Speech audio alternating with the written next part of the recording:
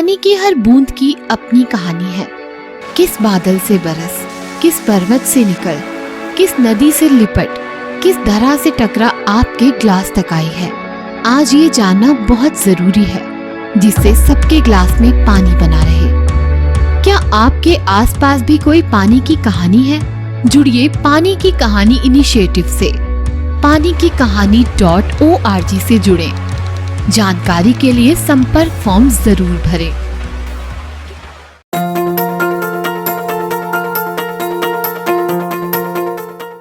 Local के लिए vocal बने। नव प्रवर्तक पोर्टल्स भारतीय इंजीनियरिंग द्वारा स्वदेश में ही निर्मित एवं संचालित हैं। आज ही अपना खुद का पोर्टल बुक करें।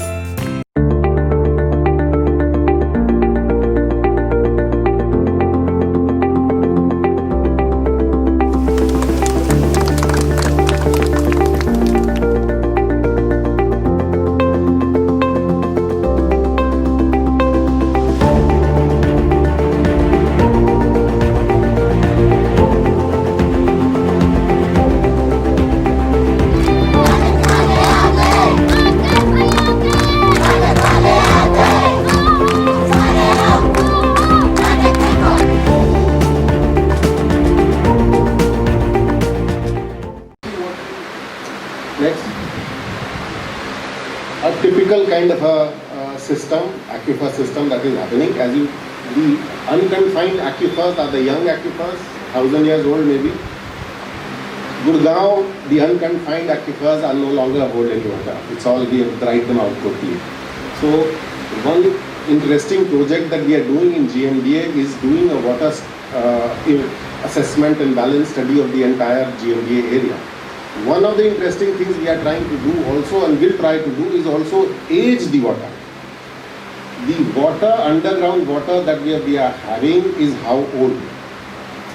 In my opinion, we have already reached depths of 200 to 200 meters. So we are drinking and extracting water which is millennia age, millennia old. So again, these are things that GMDA plans to do. Next. Well, just as it's not that the shortage of water has been very severely not being felt here.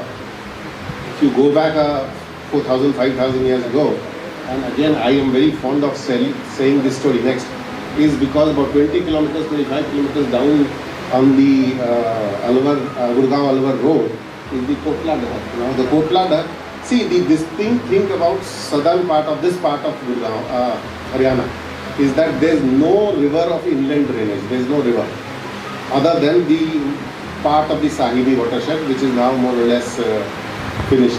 But you had areas like the Kotla Dahar, which next, this is a 1970 satellite picture, a very rare picture of the same area with the, you can see the Aravallis and the Kotla Dahar, which was an area, and Kotla Dahar is one of the major reasons why the Mewat area's groundwater is brackish. 67% is brackish water. Anyway, what I am trying to really get next time is that in 2013 or 14, University of Cambridge did a very interesting study through the some radiocarbon dating of the foraminifers in this area. They have come to the conclusion that there was a freshwater lake around 20 kilometers square area in this area. Around 4,500 years ago, there was a drought in this area which lasted 200 years. This period was because of major climatic change. That was not anthropogenic, it was not man-made climatic change, but it was climatic change. And this drought eventually is one of the reasons which is now increasingly being cited as led to the deurbanization of the Harappa, Mohenjo-daro settlements. So, no civilization even that does not manage its water will survive. And we are now a very powerful civilization. But nevertheless, without water, the fate of our civilization also will be jeopardized. Drinking water is one thing, but eventually groundwater habitat protection is what we require in order to have a sustainable kind of a economic development. Next. If you, this is one of the first maps of the Aravalli region made by a very famous geographer or geologist called Hackett, C.A. Hackett, 1878. This we managed to locate this map because of a controversy regarding what are the Aravallis. In this 1878, the interesting part, it's not very visible because it's a very old map. Next, but if you look at the area of Gurgaon, then you can see a small river marked between that used to flow seasonally between what is known as the Badshahpur Gap. So in 1878, you had a small seasonal river. I wouldn't say small because there's a lot of water flowing down that river. That eventually met with the Sahibi macro watershed, the river system, draining into the Najafgarh drain and to the Yamuna. Next. Again, a 1970 picture of the Mangar area, clearly showing you a lake, water body. So as early as 3 decades ago, you had ample amount of water bodies still left in this area. Now, the water body actually is more, as Umashankarji has rightly said, they serve not only to protect from the flooding of the settlements, but also to act as a buffer for water holding capacity, thereby also increasing the time for the water to percolate down. So you did not have flows like 800 cusecs observed this year, because the area had gradations through which water could stand, flow, percolate. Next, the 76 Survey of India map again shows you the water body. Next, this is the latest satellite picture. The water body does not exist. I can show you hundreds of such water bodies in vicinity of Gurgaon, Faridabad and all, where even the memory of the lake is gone from the public. You go to the village of Mangar and talk to the youngsters there and say whether lake kahan tha, so they will say ki what lake. So the memory of the lake, even the memory has gone. Next. Again, you can see this is again the 72, 73 Survey of India maps. Again, you can see the Badshahpur and the Jharsa lakes and the next. Previous karo. You can see the portion of Gurgaon. It is still a small portion of Gurgaon. You can see Gurgaon was still a small 76. It was still a small hamlet. And now Gurgaon. This is Delhi. Next. This is 1970s Delhi. This is 1910 Delhi. This is how city planning was done by the British and even followed by Latvian Finland. Previous. And this is what city planning, modern city planning has eventually become. Next. Same for Gurgaon. This is a Google image for Gurgaon. Next. The new Gurgaon is slightly better off, but at the same time, in what department like ours have been more conscious of the optimal use of natural resource in city planning. What city planners we have not understood is that, as Umashankarji rightly said, that every road is a watershed divide. Every road now has to be planned, or even city sectors have to be planned keeping in mind the geology and the hydrology of the area if you really want to have a sustainable aesthetic model of city planning. Next. Again, what I wanted to show you, if you can make out the blue lines, this was what I was talking about, the network of bunds built during pre-British and British times and including in the post-independence, which ensured that most of the water did not flow into the Badshahpur drain. At least more than 50 to 60% of the water falling on these hills and these areas was not draining into the Badshahpur drain. The problem of 800 cusec flows has become a problem because of the diversion of urbanization and diversion of these things. Also, every bund eventually had a small water body behind it, which again buffered the water, allowed it to percolate down. as when I joined the state in 91, in this area the water table was what, 30 feet, 40 feet. Prime aquifers, very good quality aquifers because of the Aravali sand. Next. What we did one day is that we just digitized the water streams onto your survey of India map. This is just the Gurgaon region. And this is also the major streams, only water streams. But this is what the drainage, the natural drainage of the area looked like in 1976. Next. This is one of the drains we followed up. You can see urbanization. You can still see a part of the drains, a natural drain still coming up. Next. And then you see, the natural drains have become where you see that drain becoming a road. The road building exercise, actually during our planning process, it was easiest to probably build along the drain because it gave you a straightish kind of a line to build on. Now, rainfall has a institutionalized memory, I would say, if I can say that kind of a statement. It will fall and follow the same contours which it has been following for thousands of years. So that is why whenever it rains, you have a 20 mm rainfall and your streets get inundated, because most of our streets we actually built on the natural drains. So now that is what we need to work out.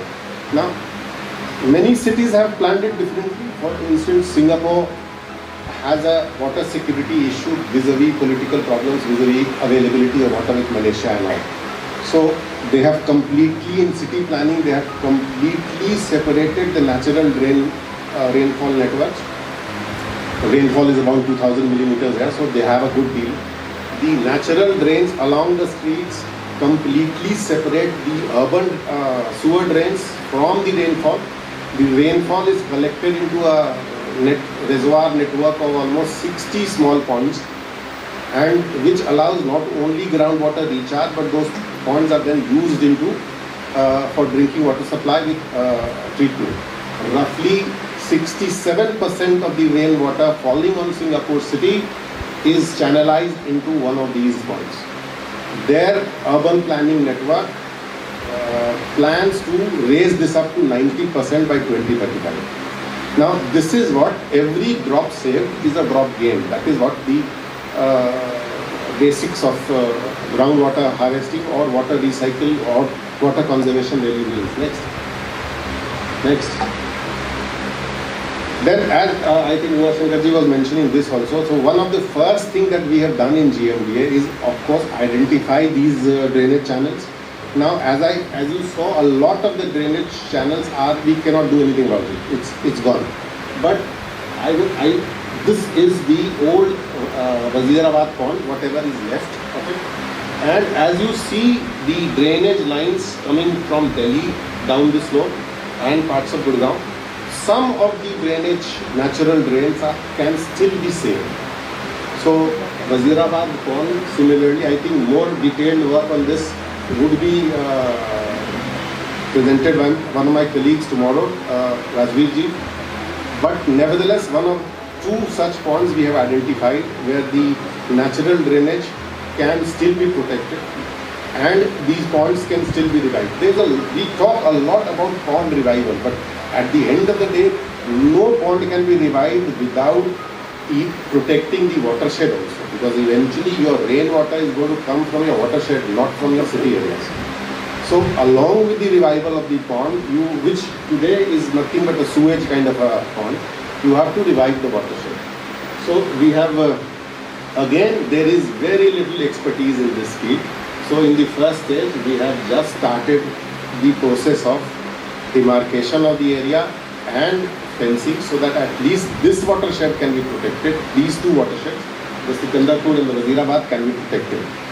How to sustainably revive it on an ecological basis is something that we are still struggling with. And forums like this then become important, not only for ideation, but also for working together. Next. If you look, I can finish. Next. Again, the issue of the area not only is water quality. The Aravallis foothills give you the best water quality, mineral water standard, 750 EC. So they give you the best quality of water. If you go down next, groundwater chain. Let me know. Hold on. Previous slide. Next. What is scary from the point of view of a natural resource conservation person is that as a nation we withdraw today 25% of the world's groundwater resources every year. There is no rules on aquifer management and groundwater recharge, but 25% of the world's. So when we talk about China, we are withdrawing almost 3 times what China withdraws, though their population is now almost similar. So this kind of this can only be called mining of water. It cannot be called anything else. So mining of water of this scale is not sustainable. It has to stop. It has to be controlled. Aquifer management has to come into it. Next. Again, the problem again is not only the water availability but water quality. If your groundwater for Mewat district 67% is brackish, we are withdrawing heavily from the Aravalli aquifers. What is going to happen and is happening is saltwater contamination of groundwater aquifers. Now that is something that is going to be extremely difficult and very expensive to remedy. Next. Of course, developed nations have done even that they have actually in Hanford nuclear, which is the site where the Manhattan project gets its genesis, they have actually pumped out water from contaminated water from the aquifer, cleaned it and repumped it back. Now the cost is phenomenal. That is a cost we will not be able to afford in this country. Yes. And we are not alone in this, at least in the misuse of the resource we are not alone.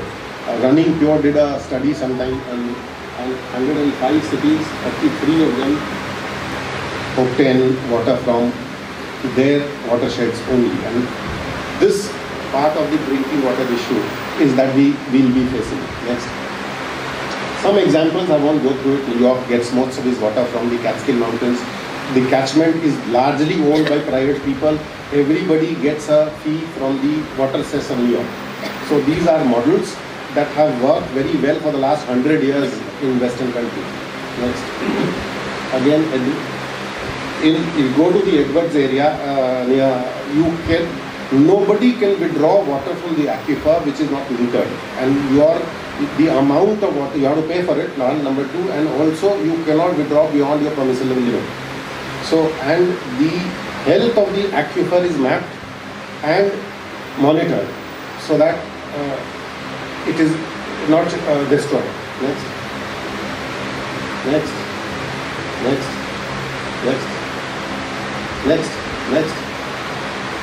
This again is the typical kind of a well-managed watershed that we are looking for. This is a picture from here only. Next. This again, small water harvesting structure that can be built. Next. This is the kind of work. The golden rule of groundwater recharge and management is SSS. Slow it, stop it, sink it. So you have to slow the speed of water. You have to allow it to stop and then create enough hurdles so that it percolates down. And the secret of groundwater recharge in the Aravallis will lie eventually in this area, will lie in the groundwater aquifers, not in the tabletop or the consolidated aquifers, because the consolidated aquifers, the groundwater recharge also is very, very slow. Of course, there is now technology available which can even date the water recharge period. So that is something again that we can try it out later on, that this water, if it was recharged, what, 20 years ago, 30 years ago. Very interesting scientific studies on this. Next. That's it. Next. So At the end of the day, we all talk about development versus conservation. Water supply, I agree, as Uma Shankar ji said, drinking water supply may not be jeopardized really. As long as the Himalayan aquifers keep yielding waters, the supply to Gurgaon will not be in jeopardy. But that doesn't mean that you do not conserve what we have, because along with water conservation, what will happen is habitat conservation, and which is probably going to be more important as Gurgaon goes up the economic valuation chain. Every person then now looks for what? Better aesthetics, more green areas, better quality air, better quality of water. For that you need habitat protection. And it pays for it. This is Central Park in 1863 New York. Next. This is today. Next. It is estimated that 26 billion has been the economic enhancement in valuation and properties from the Central Park in New York. So it's, well, similar studies are not available in India, otherwise I would have given you that only. But conservation pays. A city which protects its natural resources enhances its economic valuations. I think I end here because time, and any questions, you're welcome.